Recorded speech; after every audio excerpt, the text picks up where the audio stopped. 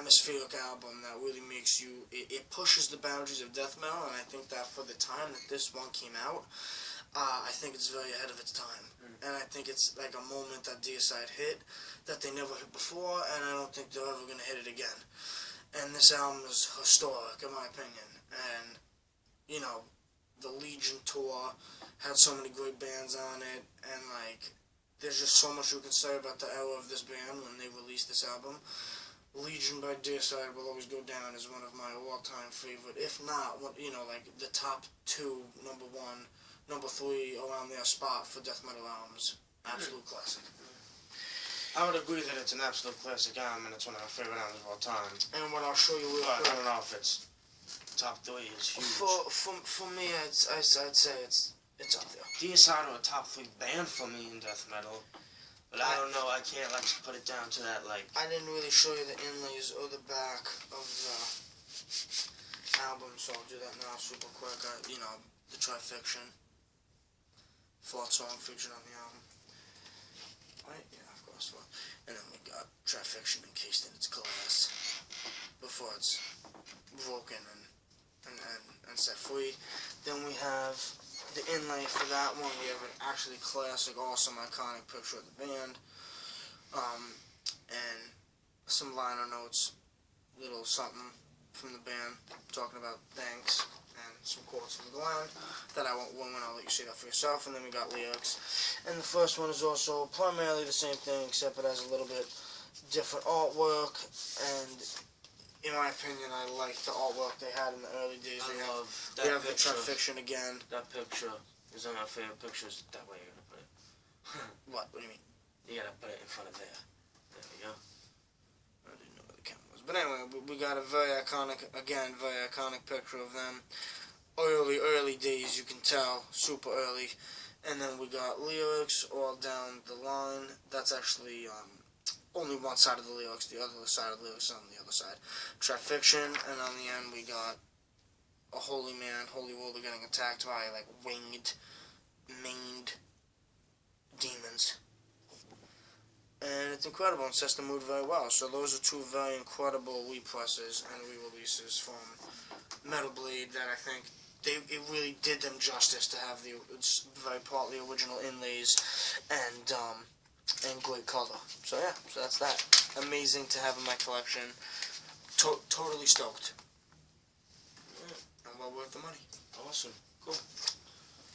So, if you've been watching my videos lately, you know that I've been going through a very large, deep purple kind of kick. And they definitely are in my top, like, favorite bands of all time at this point. I love this band.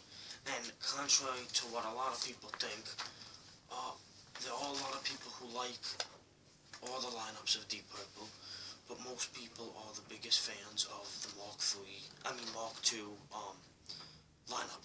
So Ian Gillan, Roger Glover, Richie Blackmore, Ian Pace, and John Lord. I myself, I love that lineup. I showed you guys the original pressing of Machine Head a little while back, so you guys know that I love that out of the band. But I mentioned that my favorite is Mark III, and I also love Mark IV. Right here, I have an album, original pressing, that I wanted for a very long time, and I finally picked it up for very cheap. It's not in great condition, but the vinyl itself is in fantastic condition, and that's the most important thing. This is Made in Europe, which came out October '76, after the band already broke up. And this is just a classic recording. It was recorded on not a singular date, so it was spread out across the last dates that the band played on their European tour in April.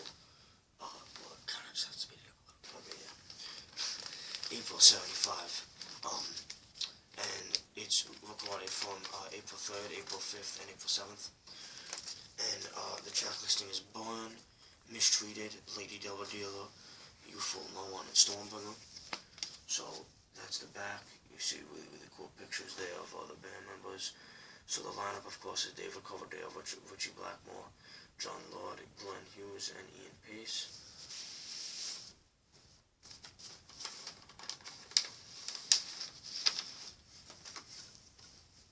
Nice label there.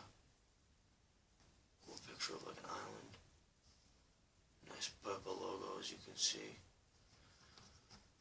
And yeah, so whoever had this before me took great care of it, and who knows if it was doubly owned by somebody or whatever. And the playing on this album is fantastic. Really, really great performances of all the songs. Again, Mark III, just a really, really bluesy, soulful hard rock. A very, very heavy, you know, I think John's keyboards are a lot cleaner than they are Mark III. It just has a much more rootsy kind of wild kind of rock and roll feel to it. I love Mark III. It is my favorite lineup of Deep Purple, and this is just gold rock music, just 1975, vintage, heavy, bluesy rock that only Deep Purple can do it. And it's just fantastic. I wish they would have included a version of Highway Star, just because I love the era for that song. But yeah, this is classic stuff that you're going to want to get in your collection if you're a heavy rock fan, a hard rock fan. And I'm extremely happy to get the original plus into my collection, so that's really, really good. So, I've been showing a lot of metal, because as I said in the beginning of the video, that's what I'm primarily into, and that's really what I find the most musical depth in, and what really, like, I find the most intrigue in. But I have two things here that I have that are, like, really albums that are very close to my heart, and that I'm incredibly happy to have, and I'll show you this first one. I have A Tribe Called Quest, and this is Midnight Marauders. And about maybe a month and a half ago, 2 months, one of the MCs in this band passed away, Fife Dog. And to say that he was one of the greatest MCs ever, not only just of this type of scene and this type of hip-hop, but just in general, one of the best MCs ever. And to lose him is really super sad. And he was just a legend. And this is not your typical hip-hop album. This is a hip-hop album that's heavily reliant on jazzy samples and bluesy samples and really any kind of samples. This album is such a conglomeration and such a like potluck of different genres and different like stylistic and musical ideas. It's really, really something that has to be listened to between all the ambient segues in between songs and all the really, really like immersive beat choice and making every single sound and tone and texture on this album is rich and vibrant, and it's like you find yourself really listening to the sonic quality of it, especially on vinyl. And there's actually no inlay. I picked this up for 20 flat, and it had cellophane wrapping, and all it is the sleeve and the vinyl inside. And it's a classic hip-hop record that is like becomes more significant when the main MC on the album passed away.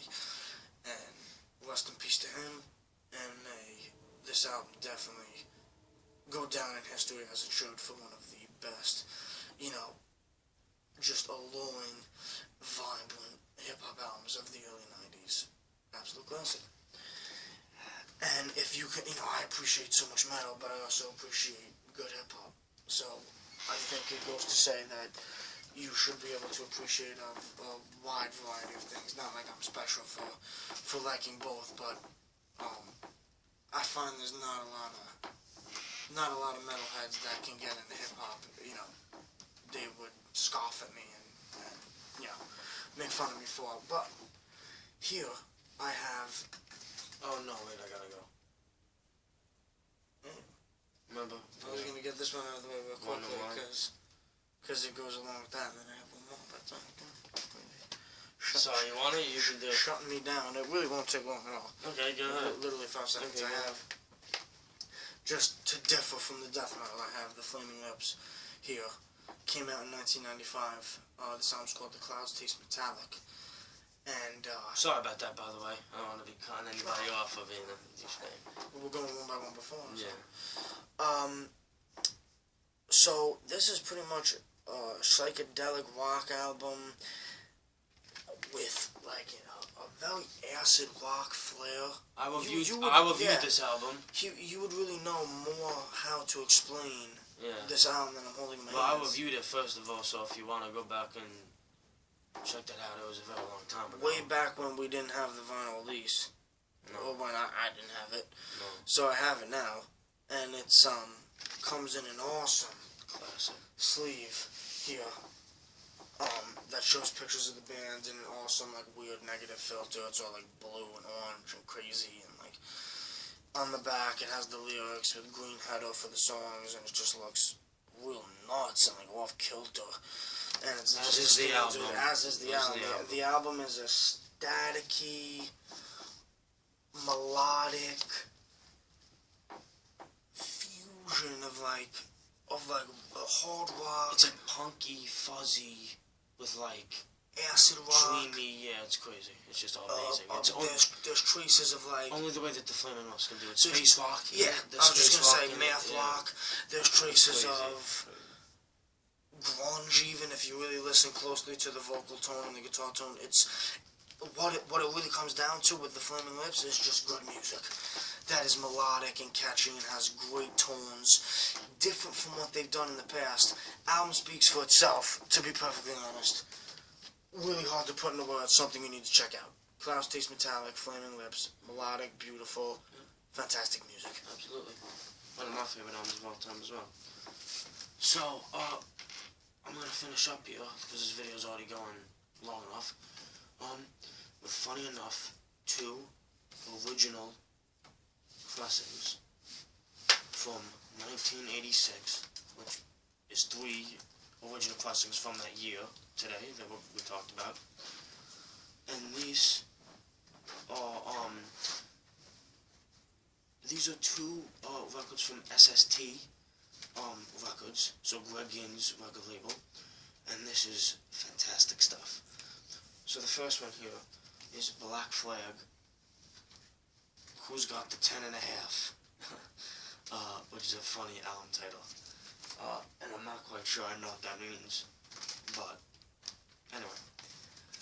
So this is a live album recorded in August of 85, and I really think that later Black Flag is fantastic stuff. And I know a lot of people don't like it. I know a lot of people like the early, hardcore punk stuff like this guy does. He likes the more hardcore. Nothing but abrasive, abrasive punk music. But antisocial. Yeah, I really love late Black Flag because I think that it's very